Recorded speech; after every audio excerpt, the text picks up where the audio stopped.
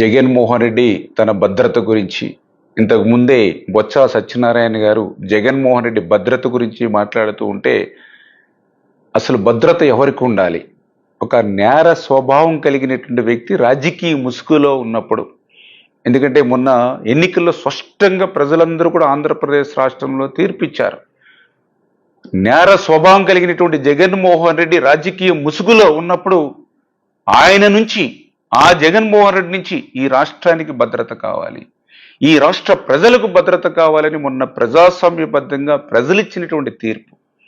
నిన్న స్పష్టంగా ఎస్పీ గారు చెప్పారు, ఏదైతే జగన్మోహన్ రెడ్డి పర్యటన నిమిత్తం 1100 మంది పోలీసుల్ని ప్రత్యేకంగా హెలీప్యాడ్ దగ్గరే 250 మంది పోలీసుల్ని బందోబస్తు ఏర్పాటు చేశామని మీరందరూ చూస్తూ ఉన్నారు. ఒక పక్క ఈ రాష్ట్ర ముఖ్యమంత్రిగా ఉన్నటువంటి చంద్రబాబు నాయుడు గారు పదే పదే చెప్తూ ఉన్నారు, తన పర్యటనలో, ముఖ్యమంత్రి గారి పర్యటనలో సైతం పోలీసుల్ని తగ్గించండి, జిల్లాల నుంచి పోలీసు బలగాల్ని పెంచి మరి ప్రజల్ని ఇబ్బందికి గురి చేయొద్దు, బ్యారికేడ్లు వద్దు, పరదాలు వద్దు, చెట్లు కొట్టవద్దు అని ఒక పక్క ముఖ్యమంత్రి గారు తన భద్రతని తనకు తానే తగ్గించుకుంటున్నటువంటి పరిస్థితి మనం ప్రతి నిత్యము కూడా ఆయన పర్యటనలో మనం చూస్తూ ఉన్నాం.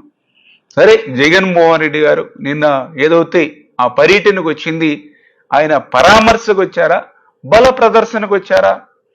ఎందుకంటే నిన్న వీడియోస్లో అన్నిట్లో కూడా మనం చూసాం, ఏదైతే వైఎస్ఆర్సీపీ నాయకులు అడుగడుగున కూడా డబ్బులు పంచుతూ పెద్ద ఎత్తున ఆ నియోజకవర్గం నుంచే కాకుండా జిల్లా నలువైపుల నుంచి కూడా పెద్ద ఎత్తున మరి ఆ యొక్క తరలించి, అది కూడా ఏదో ఒక పబ్లిక్ ప్లేస్కో లేదా ఒక పబ్లిక్ మీటింగ్కో తరలించుకున్నారంటే అర్థం ఉంటుంది, కానీ ఒక హెలీప్యాడ్ దగ్గరికి అంతమందిని తరలించి మరి అది కూడా హెలికాప్టర్ మీద దాడి అని చెప్తూ ఉన్నారు. మరి అక్కడికి వచ్చిందంతా కూడా మీ నాయకులు, అక్కడికి వచ్చిందంతా కూడా మీ కార్యకర్తలు. మరి హెలికాప్టరు మరి దెబ్బతిని ఉంటే మళ్ళీ గంటన్నర తర్వాత హెలికాప్టరు మరి ఎట్లా లిఫ్ట్ అయ్యి మళ్ళీ వెళ్ళిపోయింది, ఏ విధమైన రిపేర్లు లేకుండా? అంటే అన్నీ మీ డ్రామాలు వరుసగా. అంటే ఆ రోజు ఏదైతే కోడికత్తి డ్రామాను చూసాం, గులకరాయి డ్రామాను చూసాం, ఏదైతే గొడ్డలిపోటు గుండెపోటుగా చిత్రీకరించినటువంటి డ్రామాను చూసాం.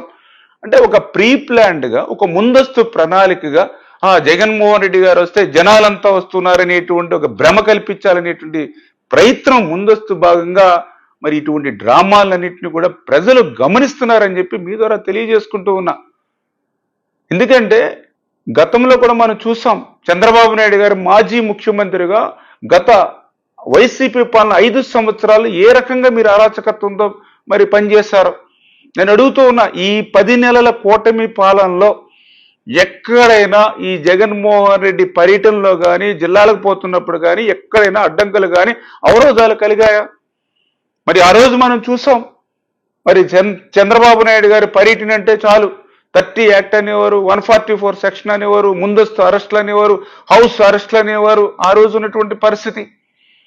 రోజు మరి మా ఇళ్ల దగ్గర పేపర్ బాయ్ కంటే కూడా ముందు పోలీసు వచ్చి గేట్ దగ్గర నిలబడేటువంటి పరిస్థితి ఆ రోజుల్లో ఉండేది. మరి స్వయంగా ఆ రోజు మరి ఏదైతే మరి చంద్రబాబు నాయుడు గారి ఇంటికి సైతం మరి గేట్లకి తాళ్లు కట్టినటువంటి పరిస్థితి మనందరం కూడా చూసాం. ఆ రోజు చంద్రబాబు నాయుడు గారు పర్యటనకు పోతే అటు అమరావతిలో రాజధానిలో ఆయన బస్సు మీద మరి రాళ్లు విసిరినటువంటి పరిస్థితి కానీ, ఒక ఎర్రగొండపాలెం కానీ, ఒక నందిగామ కానీ, ఒక పొంగనూరు కానీ స్వయంగా ఆయన మీదే దాడులు చేసినటువంటి పరిస్థితి మనందరం కూడా చూసాం. ఆఖరికి చంద్రబాబు నాయుడు గారికి ఓట్లేసి గెలిపించినటువంటి ఆయన సొంత నియోజకవర్గం కుప్పం నియోజకవర్గానికి కూడా వెళ్లకుండా ఏ రకంగా మీరు అడ్డుకున్నారు? అటువంటి అడ్డుకున్నటువంటి స్థితిలో నడిచి కుప్పంకి వెళ్తానని చెప్పి ఏ రకంగా ఆయన ప్రయత్నం చేసినటువంటి పరిస్థితి. ఆ కుప్పంలో కనీసం ఆయన మాట్లాడడానికి మైక్ కూడా ఇవ్వకపోతే నిచ్చెనెక్కి బస్సు పైకి వెళ్ళి ప్రజలకి ఏ రకమైన అభివాదం చేసేటువంటి పరిస్థితి మీరు కల్పించారు. ఏదైతే యువగలం పాదయాత్రలో నారా లోకేష్ బాబు గారికి అడుగడుగున కూడా ఎటువంటి అడ్డంకులు కల్పించారు? ఆఖరికి నుంచుని మాట్లాడితే ఆ స్టూల్ కూడా లాక్కున్నటువంటి పరిస్థితి చూసాం, హ్యాండ్ మైక్ కూడా లాక్కున్నటువంటి పరిస్థితి చూసాం. పాపం రైతులు, రాజధాని రైతులు తమ న్యాయమైనటువంటి కోరికను ఆ యొక్క దేవునికి మొరపెట్టుకోవడానికి పాదయాత్రకు వెళ్తుంటే వాళ్ళ మీద మీరు ఎట్లాంటి దాడులు చేశారో ఆ రోజు మనందరం కూడా చూసినటువంటి పరిస్థితి. మరి 10 నెలల కాలంలో ఎక్కడైనా ఇటువంటి మరి దాడులు కానీ అరాచకత్వం కానీ ఎక్కడైనా ఉందా? మరి స్వేచ్ఛగా మీరు జిల్లాలో పోతూ ఉన్నారు, స్వేచ్ఛగా మీటింగ్లు పెట్టుకుంటూ ఉన్నారు, స్వేచ్ఛగా ప్రజలందరినీ కూడా గ్యాదర్ చేసుకుంటూ ఉన్నారు. అయినప్పటికీ కూడా ఇంకా అంటే మీ వైసీపీ పాలనలో చేసినటువంటి దుర్మార్గాలు ఏవైతే ఉన్నాయో అవన్నీ కూడా ఈ కూటమి ప్రభుత్వానికి అంటగట్టాలనేటువంటి మీ ప్రయత్నాన్ని ఈవేళ ప్రజలందరూ కూడా గమనిస్తూ ఉన్నారు. నిన్న కూడా మీ మాజీ మంత్రి మాట్లాడుతూ ఉన్నాడు, ఏదైతే గుంటూరుకి యువతల ఇంటిలోంచి బయటికి లాగి కొడతాం, గుంటూరు అవతల ఇంట్లోంచి బయటికి లాగి నరుకుతాం అంటూ ఉన్నాడు. ఎప్పుడో అధికారం వచ్చాక చేస్తానంటున్నావు. మరి వేళ కూటమి ప్రభుత్వం అధికారంలో ఉందని ఆ పని మేము చేస్తున్నామా? అంటే ఎందుకు ఇటువంటి విద్వేషాలు రెచ్చగొడుతూ ఉన్నారు? ఎందుకు ఇటువంటి ప్రాంతాల మధ్య కులాల మధ్య ఎందుకు చిచ్చు పెట్టాలనేటువంటి ప్రయత్నం చేస్తా ఉన్నారు? మీ 5 సంవత్సరాల విధ్వంస పాలనలో ఈ ఆంధ్రప్రదేశ్ రాష్ట్రం 20 సంవత్సరాలు వెనక్కిపోతే మళ్ళీ చంద్రబాబు నాయుడు గారు, పవన్ కళ్యాణ్ గారు, వీళ్ళ నరేంద్ర మోడీ గారి యొక్క సహకారంతో ఈ రాష్ట్రాన్ని మళ్ళీ గాడిలో పెడుతూ రేపు 2047కి ప్రపంచంలోని మళ్ళీ తెలుగు జాతిని అగ్రస్థానంలో నిలబెట్టాలనేటువంటి ప్రయత్నం మరి వాళ్ళు చేస్తూ ఉంటే ఈ రకంగా మరి ఈ యొక్క జగన్మోహన్ రెడ్డి ఇటువంటి అరాచకత్వానికి తెరదీసేటువంటి విధంగా ఈ రాష్ట్రంలో ఆయన పన్నుతున్నటువంటి కుట్రలను ప్రజలందరూ కూడా గమనిస్తున్నారనే విషయాన్ని కూడా సందర్భంగా తెలియజేసుకుంటూ, మరి ఇందాకనే బొత్స గారు మాట్లాడుతూ ఉన్నారు, మేమేదో హోంశాఖ మంత్రిని కలవడానికి ఢిల్లీ పోతున్నామని. మీరు ఢిల్లీకి కాదు పోవాల్సింది, ఏదైతే మీ సిబిఐ కోర్టు వాయిదాలకు ఏదైతే వెళ్ళలేకపోతున్నారో అంచేత ముందు ఆ సిబిఐ కోర్టు వాయిదాలకి ఈ జగన్మోహన్ రెడ్డిని వెళ్ళమని కోరుతూ, ఆంధ్రప్రదేశ్ రాష్ట్రం ఇప్పుడు ఉన్నటువంటి స్థితిలో ప్రజలందరూ కూడా ఒక్కడే కోరుకుంటూ ఉన్నారు, మళ్ళీ ఏదైతే ఇక పరిశ్రమలు, పారిశ్రామికవేత్తలు, పెట్టుబడులు వచ్చి యువతకు మళ్ళీ విద్య, ఉద్యోగ అవకాశాలు కలుగుతూ ఉన్నాయి.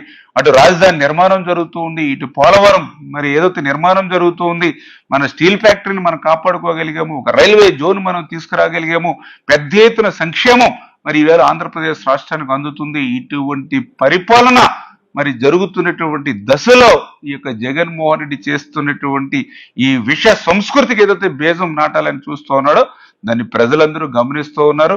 ఖచ్చితంగా మొన్న ఏదైతే ఎన్నికల్లో ఇచ్చినటువంటి తీర్పు ఏదైతే ఉందో దాని నుంచి పాఠాలు నేర్చుకుని దాని నుంచి గుణపాఠాలు నేర్చుకోకపోతే రేపు భవిష్యత్తులో మరి ప్రజల నుండి మరింత అంటే ఈ రాష్ట్రంలో కనీసం 11 సీట్లు కాకుండా రేపు శాశ్వతంగానే బెంగళూరుకు కూడా పరిమితం అయిపోయేటువంటి పరిస్థితి ఉంటుందని చెప్పి జగన్మోహన్ రెడ్డి గారి హితవు పలుకుతున్నారు.